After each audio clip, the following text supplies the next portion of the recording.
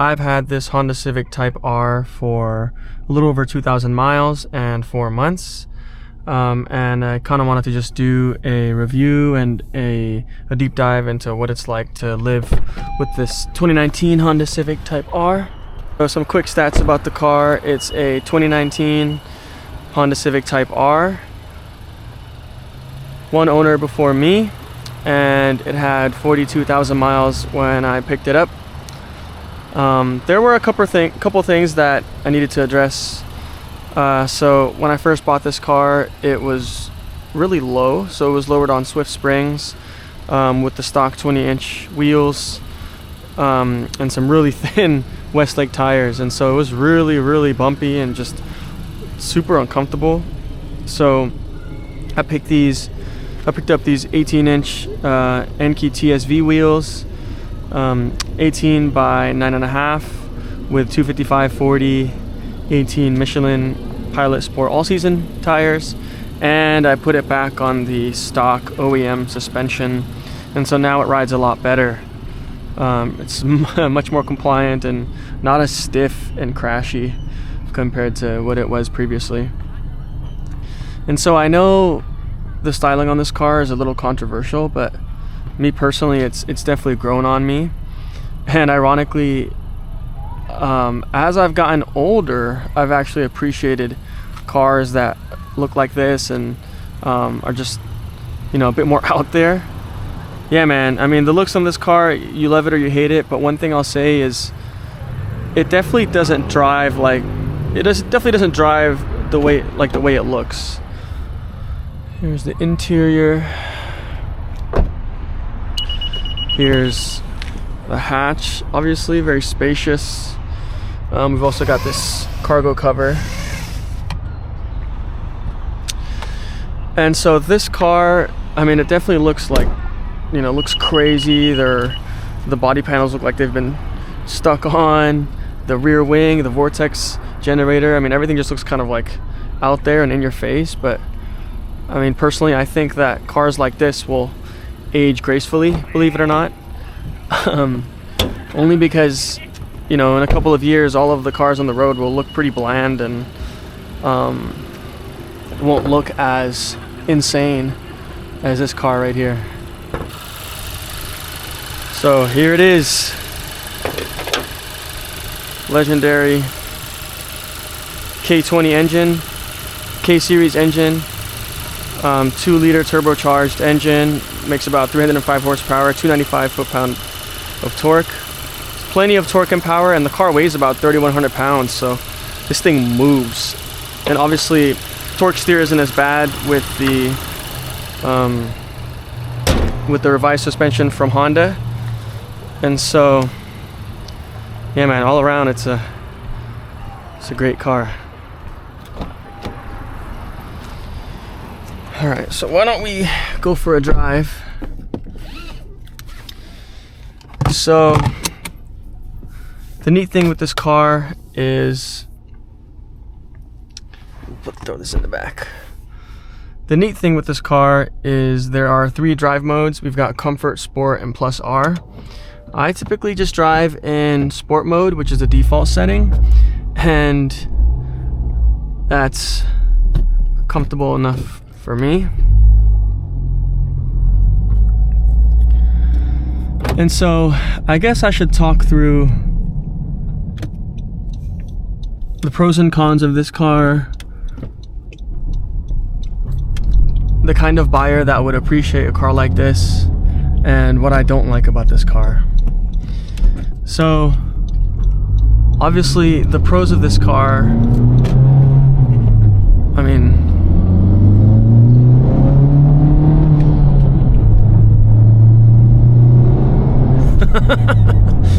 that is a pro.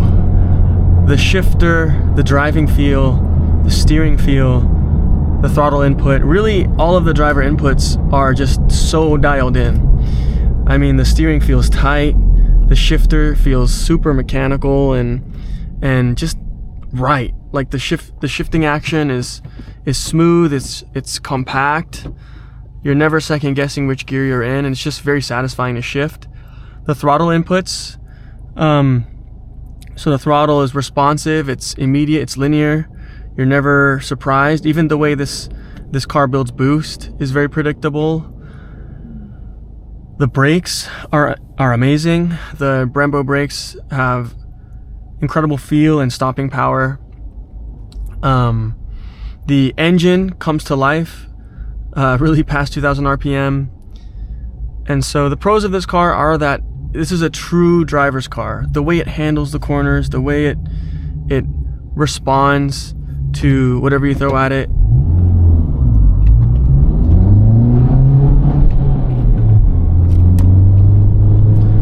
I mean, this thing just drives like it's on rails.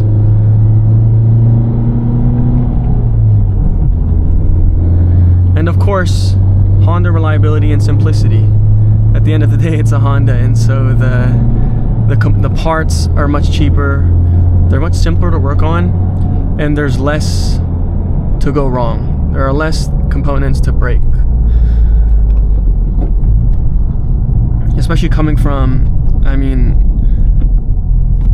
I came from a lot of European and German cars, and so I'm very used to things breaking and needing a lot of preventative maintenance and parts being incredibly expensive. But I would say the pro of this car is that it is a Honda, and so when I got the new suspension for this car, OEM suspension, all four corners, $400 for parts. I mean, that's unheard of. That's pretty inexpensive. Now, what are the cons of this car? And so, a con, me personally, I wasn't a fan of the 20-inch wheels that this car came with from the factory. I mean, they were just super harsh, really noisy, obviously very heavy, and just not very comfortable for street driving. I mean, I can understand. I mean, you know, of course, they broke records with those 20-inch wheels, and I understand they're going for like driving feel. But I'll say, after moving to 18-inch wheels, I mean, the car is still very responsive and still handles well. Doesn't take away from the driving dynamic at all, which is something that I was concerned about. And the torque steer, I mean, it's basically non-existent, even with 18-inch wheels. Granted, you have to do your research and get the proper fitment, but I mean, this thing just handles like it's on rails. It's insane for a front-wheel drive car. The other con is, I would say, the cost and kind of the culture behind the Type R. I mean, there's so much hype around it. There's insane markups. You're basically paying, if you're buying this car today, you're basically going to be paying close to, a little above, or maybe even just slightly under what it went for brand new back in 2018-19. And so I guess that could be a pro depending on who you ask. I mean, and they hold value extremely well. Another con that I found with this Type R is it's just pretty loud in the cabin. And so obviously it's a Type R, it's a performance car, it's a sports car. I'm not expecting S-Class or Range Rover levels of sound deadening and insulation, but it does wear on you. On the highway especially, it just gets really loud and noisy.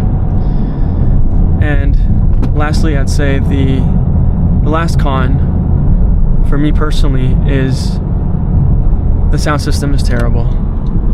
So thankfully this car has Apple CarPlay, so that's kind of like the only redeeming quality of this infotainment system. But the speakers are just terrible. They're horrendous. There's no power, there's no bass, no punchiness, and basically the higher you turn the volume up, the more distortion. And so definitely something that can be corrected in the aftermarket, but also something to be aware of.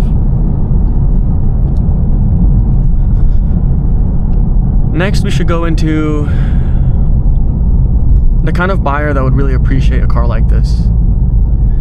And so if you're someone who really cares about the heritage of cars, the history, what the car represents and what it stands for, then you're really going to enjoy owning and driving a Type R, because I think this car is best suited for the people who are looking for something special, driving something that makes you feel something, that kind of like engages you with the driving process, right? Like my other car is a Range Rover Sport, and that car is basically the complete opposite of this. That car, it's more about how comfortable it is. It wants to insulate you from the outside world. Everything is designed for luxury and comfort. This car is kind of optimized with performance and driver feel. So if you're the kind of person who enjoys driving, enjoys that feeling of really moving and driving the car, and a more visceral experience, then you're gonna love driving this. And especially if you're a fan of Hondas, if you're a fan of that racing heritage, that Type R heritage. Like for me, what sold me on this car was, I mean, as a young kid, you know, when I first started driving, my first few cars were a bunch of Hondas and, you know, a bunch of little 5-speed jank Hondas, like some old Civics, old Accords, and you know, it was really fun modifying those cars, lowering them on eBay coilovers. And you know, when you're a kid and you're in that world of Hondas, then obviously the car to aspire for and the car that you're lusting after is, for me at least, it was a Type R. It was an Integra Type R or the Honda Civic Type R.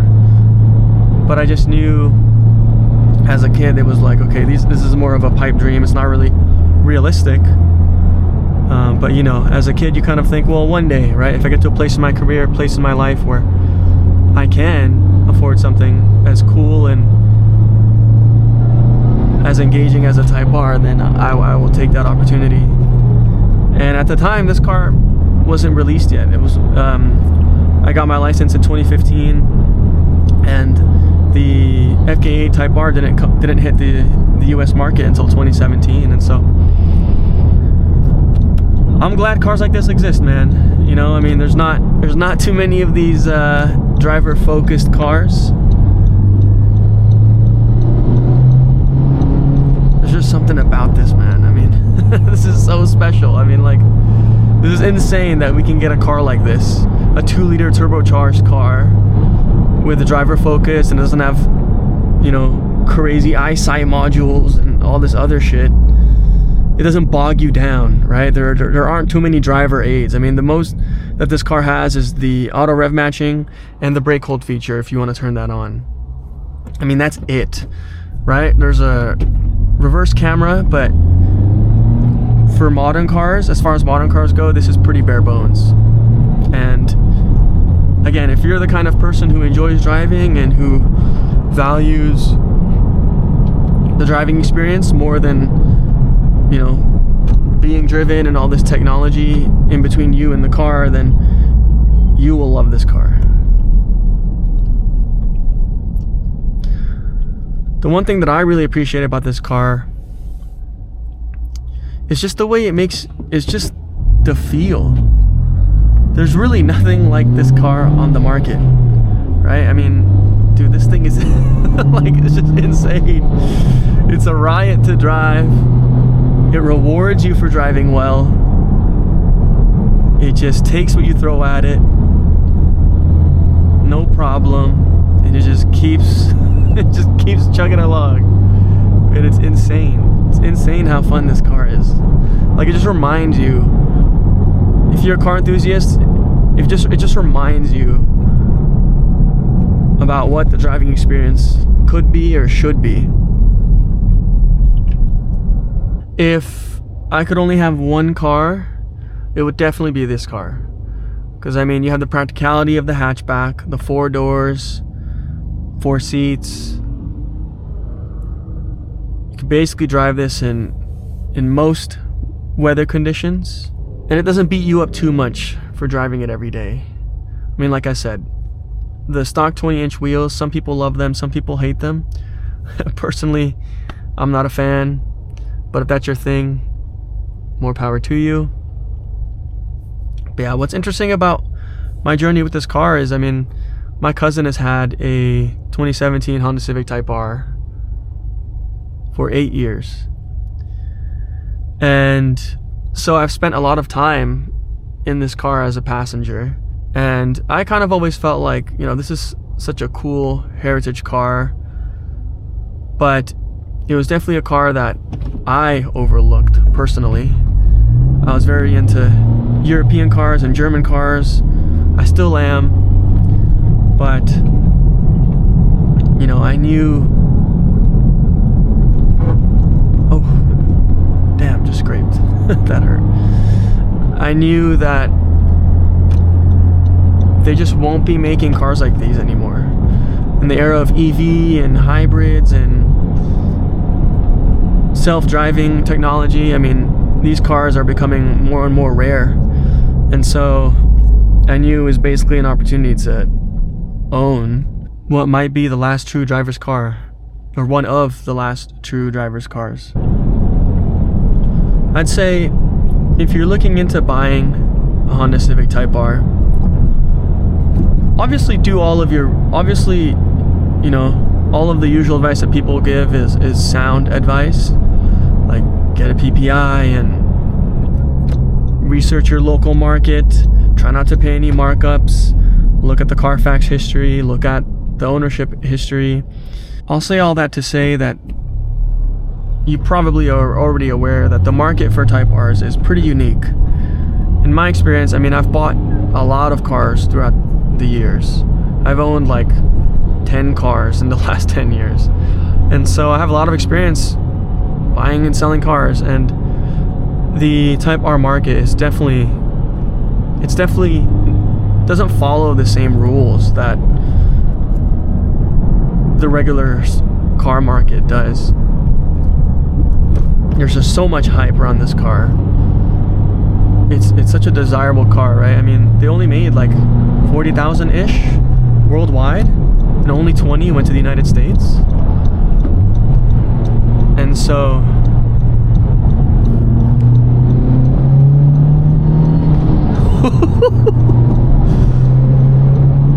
oh my goodness, it just pulls and pulls. They just want you to keep driving it. Wow, this car just it just feels like this thing has no limits. I mean, it'll just keep going. But back to what I was saying, there are only 20,000 FK8 Type Rs in the United States, and how many of those have been totaled, salvaged, stolen, modified heavily? And so clean stock examples are becoming more and more rare. And I'd say if you find one that's in good shape, good maintenance records, good ownership history, I mean, don't hesitate. These cars have a reputation for being reliable, fun, engaging, and honestly, all the hype is true. All the hype is legit. And this is coming from a German car fanboy. All of the hype is legit. And what's interesting about this car is it does not drive like the way it looks. What I mean by that is it looks like it would be a playful, joyful, like doesn't really take itself serious kind of car, where it just wants to play and be driven. But that's not what it feels like to drive. This car is a serious performance car. It feels serious, like in the way that a German performance car would.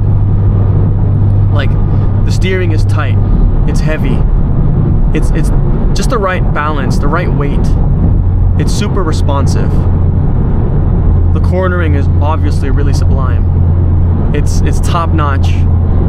All the inputs, a turn signal, the shifter, the clutch, the throttle, everything feels so well put together and well built.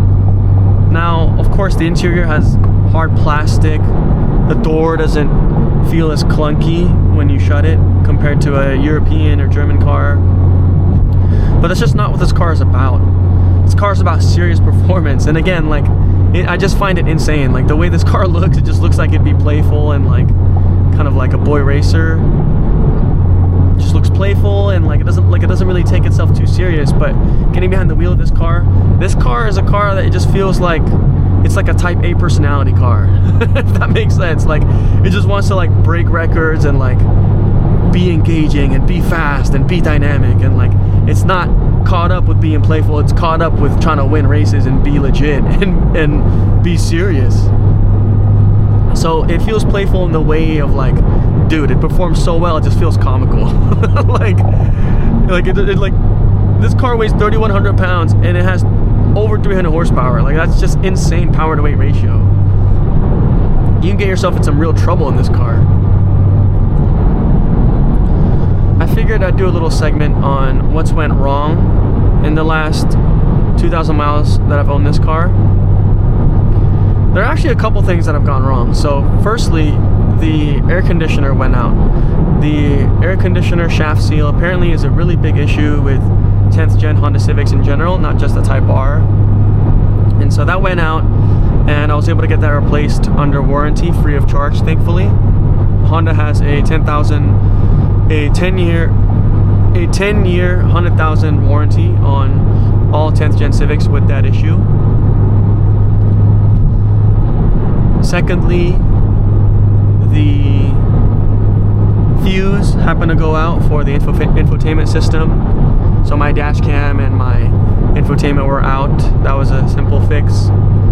And the rest of the things, I mean, the only thing that has ever really been a problem with this car when I first got it was the suspension was just horrific. I mean, it was like breaking your back. It was lowered, and it had the stock 20-inch wheels along with some really shitty Westlake tires, and so it rolled like shit.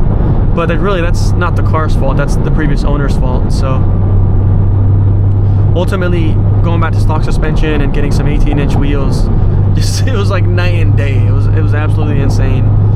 And so as far as things that could go wrong with this car, is not much. I mean, I changed the oil myself. It was pretty inexpensive. It was about $44 for the entire oil change kit. That includes the oil, the filter, and the drain plug. I swapped out these cowl covers on the side over here because they were torn. That was about $25-30 bucks. So there aren't many things that go wrong with this car, obviously, because it's a Honda. But yeah, just the way this car brings you into the moment is something that should be celebrated. Like, I know it sounds super cheesy, but as a car enthusiast, just getting behind the wheel of this car, it just tunes out all of the outside noise. It kind of just makes you appreciate and be in the present moment together with this machine. I know this all sounds fucking cheesy, but like, that's the best way I can describe it. That's how I feel. So yeah, man, this car is so fucking sick, like, bar none. I think this is probably one of the best cars I've ever owned, and I've owned a lot. I've had an F30, F30M Sport, a Z4 E85, BRZ, GTI, various Honda Civics, and Accords. All of them have been a manual. And so, yeah, I've owned 2 Range Rovers. Like, dude, there's nothing like this Type R. And so, yeah, I just kind of wanted to capture my thoughts and you know, get this review out there. Definitely gonna be making more content about this car. I mean, I love this car so much, man. So I'm just really grateful, really happy to own a car like this. All right, peace.